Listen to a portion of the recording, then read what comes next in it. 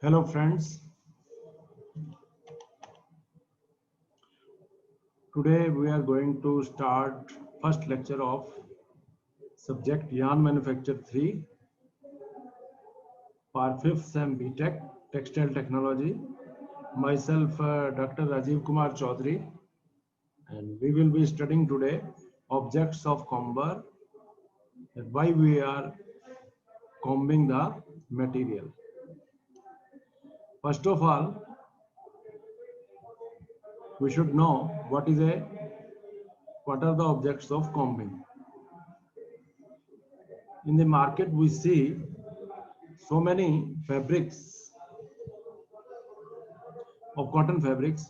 Cotton fabrics are available at 50 rupees per meter also, 200 rupees per meter also, 500 rupees per meter also, and 1000 rupees per meter also.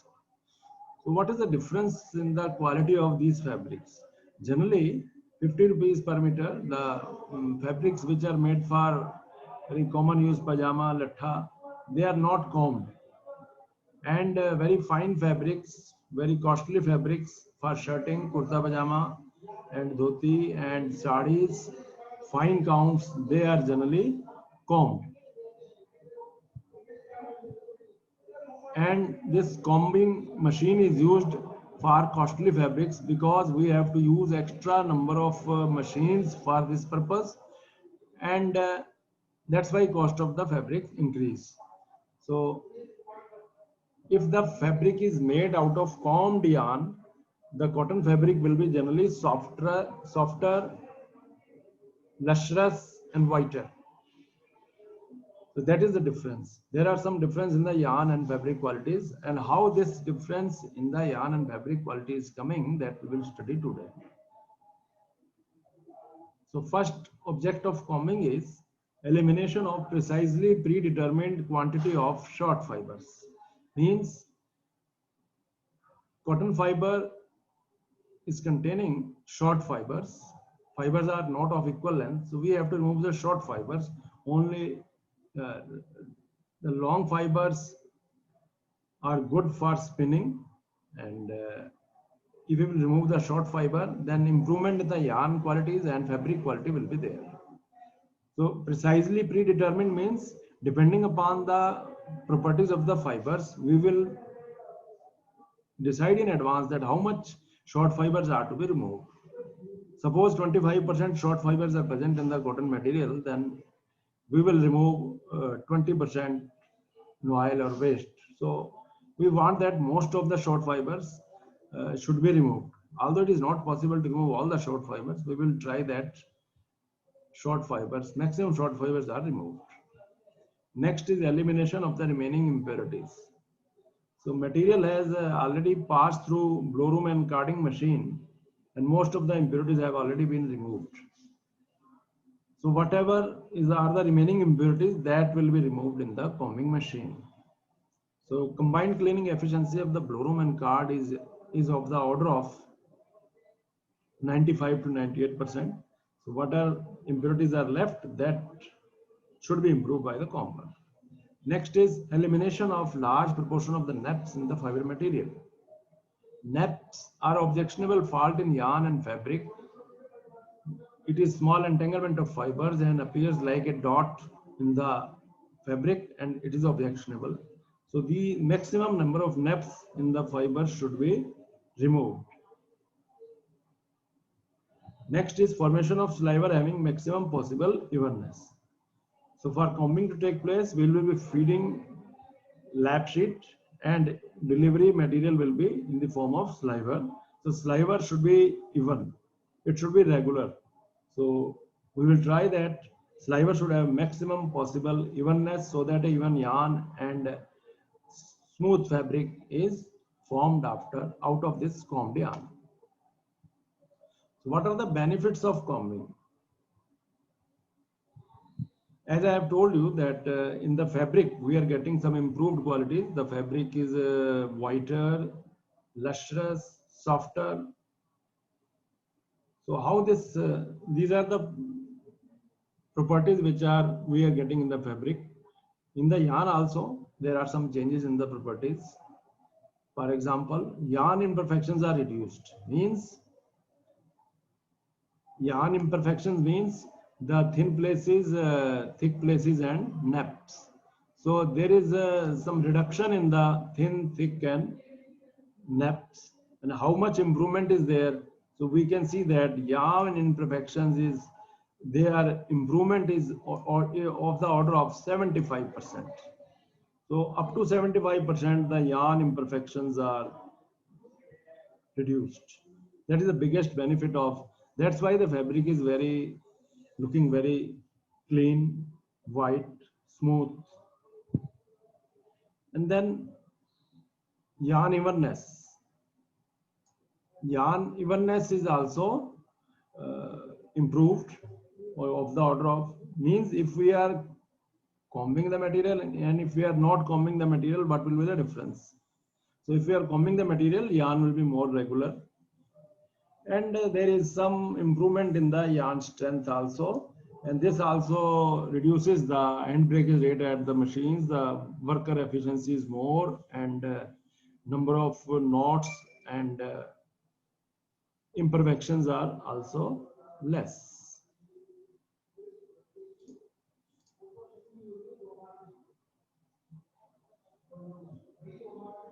So from this graph, we have come to know that yarn imperfections reduced, yarn evenness improved, short fibers are reduced because we have removed the short fibers. So we are reducing, extracting or removing the short fibers at the order of the 75%, means 75% short fibers are removed, and breakage rate reduced in ring frame. And that's why yarn strength also increases. Then we come to the next topic, that how many types of comber are there. So combers are of different types: rectilinear combers, circular combers, rotary comber, and heckling machines. So combers are used generally for natural fibers because they are there is a lot of variation in length in the natural fibers. Man-made fibers are not combed because they are having equal length and impurities are of negligible amount. So in case of rectilinear comber, what is rectilinear comber? Where the operations are done one by one. So in this, generally in textiles, the machines, the rollers are moving continuously, and material is also delivered continuously. Whereas in rectilinear combers, the operations are done one by one. For example, first feeding is done, then nipping is done, then combing is done, and then piecing is done, and then brushing is done, then again feeding. So there are set of operations which are done one by one. So rectilinear combers are those, rectilinear machines are those machines in which operations are done one by one. And we will study in our syllabus rectilinear combers only because they are most widely used in the world and very commonly used. For circular comber is used rarely, and that is used only for English worsted process. Rotary comber is also very rarely used and only for shap spun yarn. Heckling machines are for bast fibers, linen, and all this. So we will concentrate on rectilinear combers only. So rectilinear combers are very old. Rectilinear combers with swinging nippers and stationary detaching rollers, as originally conceived by J. Hellman in 1845, are still used.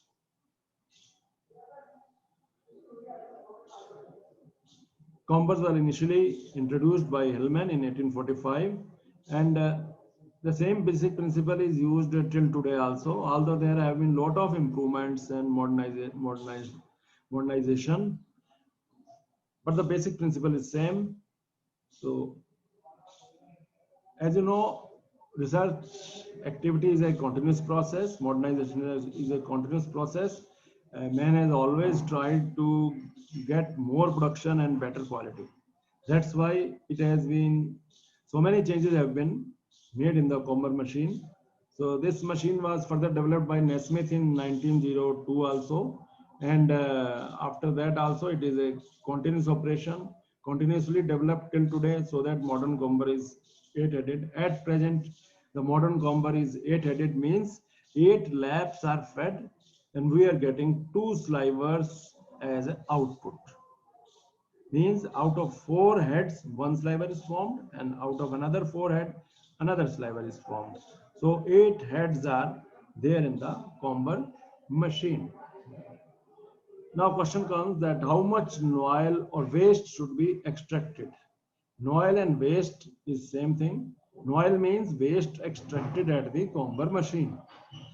So in the interviews, it is generally asked that how much noil should be extracted. So it depends upon our requirement, depending upon the requirement of the fabric, depending upon the waste present in the cotton, and which quality of cotton you are using.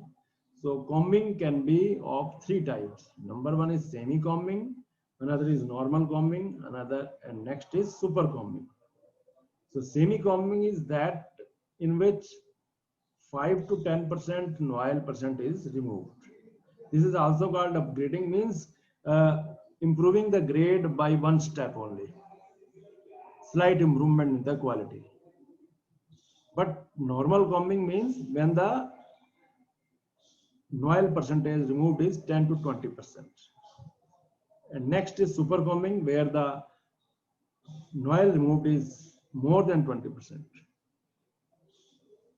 So most common is normal combing. So 80% cases are normal combing, and generally in the industry 14%, 16%, 18%, 20% noil is removed.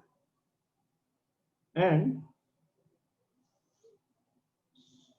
if production is more important and we want only slight improvement in the quality, then semi combing will be preferred, and we will remove only 5 to 10% noil percentage. And this upgrading is followed when production is more important. For very fine sarees, dhotis, and for super fine counts of 100 count, 120 count, 140 count.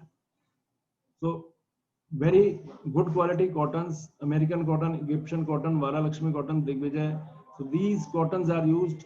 In that case, noil is more than 20%. So depending upon the cotton quality used and what are the requirements of the fabric, because more noil you will extract, costlier will be fabric. If you are able to sell the fabric at a very high price, then you can extract more than 20% also. So this diagram shows you fiber length distribution diagram, short fibers to be taken out. So in this, these red color fibers, short fibers will be removed, and fiber length distribution of the cotton will be like this. And this shows that after, during combing, these short fibers of red color, these are the short fibers, will be removed. In the next lecture, we will study the machines required for combing operation, that what kind of machines are required for combing operation. With this, we finish our first lecture. Thank you.